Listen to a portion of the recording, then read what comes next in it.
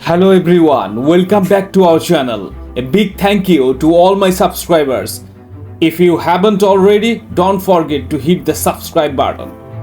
আজকে আমরা ICC টি-20 world কাপের সকল প্রতিযোগিতায় বাংলাদেশের পারফরমেন্স এবং ফলাফল নিয়ে আলোচনা করব। আইসিসি টি-20 ওয়ার্ল্ড কাপের শুরুটা হয় 2007 সালে দক্ষিণ আফ্রিকায়।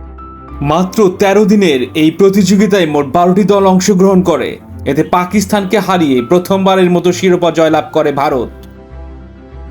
গ্রুপ পর্বের ম্যাচে ওয়েস্ট ইন্ডিজের দেয়া 164 রানের জবাবে আফতাব আহমেদের 49 বলে 62 রানের সুবাদে বাংলাদেশ 18 ওভারে 6 উইকেটে জয়লাভ করে এবং সুপার 8-এ উত্তীর্ণ হয় বাংলাদেশ। পরবর্তীতে পাকিস্তান, অস্ট্রেলিয়া এবং শ্রীলঙ্কার সাথে কোনো পয়েন্ট না পাওয়ায় টুর্নামেন্টের প্রথম আসর থেকে বিদায় নেয় বাংলাদেশ।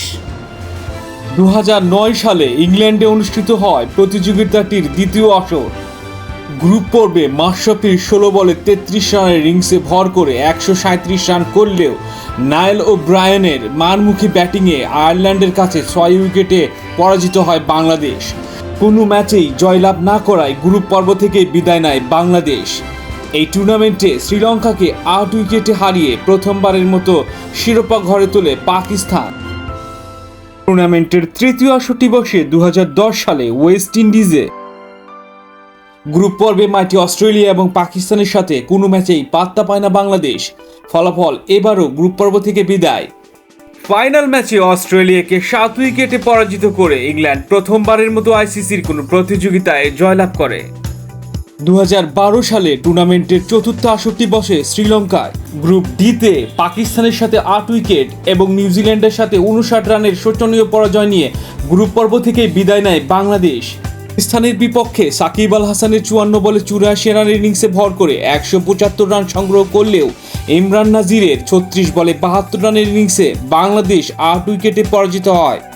টুর্নামেন্টের ফাইনালে শ্রীলঙ্কাকে 36 রানে হারিয়ে ওয়েস্ট ইন্ডিজ প্রথমবারের মতো টি-20 শিরোপা জয়লাভ করে।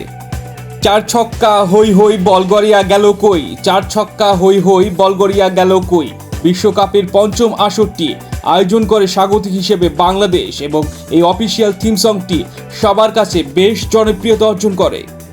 3 ম্যাচের একটিতে দুর্বল হংকংয়ের বিরুদ্ধে 2 উইকেটে পরাজিত হলেও বাকি 2 ম্যাচে আফগানিস্তান এবং নেপালের বিরুদ্ধে জয় নিয়ে সুপার 10-এ ওঠে বাংলাদেশ। সেখানে ইন্ডিয়া, ওয়েস্ট ইন্ডিজ, পাকিস্তান এবং অস্ট্রেলিয়ার বিপক্ষে বড় ধরনের ব্যবধানে পরাজিত হয়ে বিশ্বকাপ থেকে বিদায় নেয় বাংলাদেশ। টুর্নামেন্টের ফাইনালে কুমার সাঙ্গাকারার অসাধারণ একটি ইনিংসে ভারতকে হারিয়ে প্রথমবারের মতো শিরোপা জয়লাভ করে শ্রীলঙ্কা।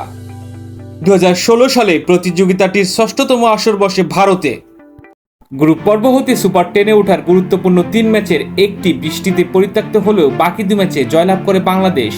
নকআউট পর্বে গিয়ে বাংলাদেশ তাদের মুনশিয়ানা দেখাতে পারে না। তবে এই বিশ্বকাপে ঘটে আমার দেখা বাংলাদেশ ক্রিকেটের সবচেয়ে হৃদয় বিদারক ঘটনা, যেটি বাংলাদেশ ক্রিকেট ভক্তদের মনে আজীবন একটি দুঃস্বপ্ন হয়ে থাকবে। বাংলাদেশের বিপক্ষে ভারতের 146 রানের জবাবে 20তম ওভারে প্রয়োজন ছিল 11 রান। প্রথম 3 বলেই 9 রান তুলে ফেলেন মাহমুদুল্লাহ ও মুশফিক, কিন্তু হার্দিক পান্ডিয়া ও ধোনির অসাধারণ দক্ষতায় পরপর 3 বলে 3 উইকেট তুলে নেয় ভারত এই ম্যাচে 1 রানে জয়লাভ করলেও বাংলাদেশের কোটি দর্শকের হৃদয়ের এই পরাজয়ের দাগ এখনো মুছে যায়নি। টুর্নামেন্টের ফাইনাল ম্যাচে ইংল্যান্ডকে 4 উইকেটে হারিয়ে দ্বিতীয়বারের মতো শিরোপা জয়লাভ করে ওয়েস্ট ইন্ডিজ।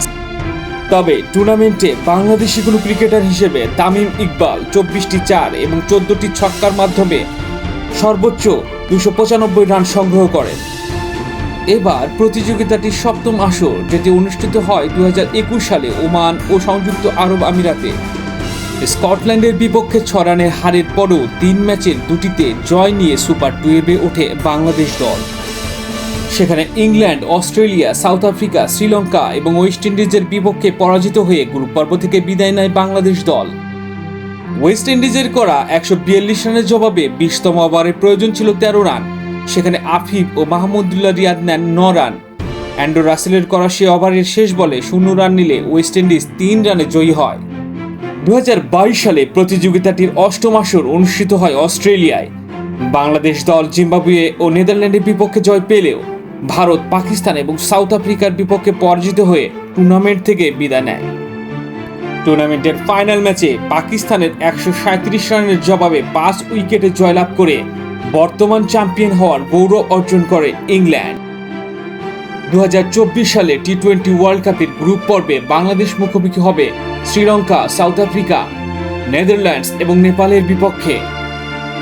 বিশ্বকাপে বাংলাদেশের ম্যাচের শেষ বলটা যেন তৌহিদ হৃদয় এবং রিশাদদের হয়, এই কামনা রেখেই বিদায় নিচ্ছি। আল্লাহ হাফেজ।